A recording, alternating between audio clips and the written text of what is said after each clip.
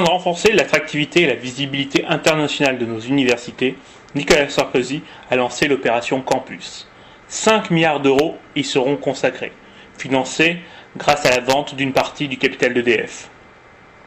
D'ores et déjà, cette opération est un véritable succès. 46 dossiers ont été déposés.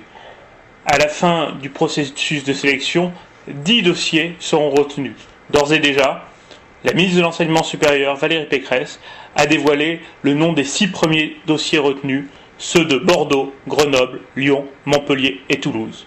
Le 27 juin prochain, 4 nouveaux dossiers seront sélectionnés. Si les 6 premiers dossiers du plan Campus viennent d'être retenus par le comité de sélection et la ministre, qu'est-ce que vous pensez du choix de ces dossiers ? Eh bien, tout d'abord, l'opération Campus est financée par 2,5% du capital d'EDF.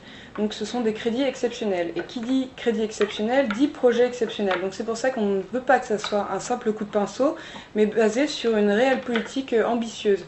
Là, pour l'instant, on est satisfait du choix de ces projets, car ils sont basés essentiellement sur la coopération universitaire. C'est-à-dire que des universités comme Montpellier, où il y a 3 universités, ils ont proposé au comité un seul projet.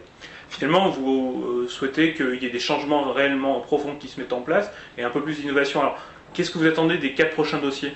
Eh bien, on attend tout simplement que le comité aille encore plus loin dans le choix des dossiers. C'est-à-dire qu'on veut une politique réellement innovante, ambitieuse, avec une université qui va développer des bureaux virtuels ou tout simplement sur le logement, comme le fait l'université du Havre, où dans leur projet figure la construction d'un village de containers, comme le fait la ville d'Amsterdam, où les étudiants sont très satisfaits. Ça avait été une des propositions de l'UNI pendant le Crous, ça, non ? Oui, tout à fait, une des propositions de l'UNI pendant le Crous, et notamment pendant en fait, le rapport Ancio 2.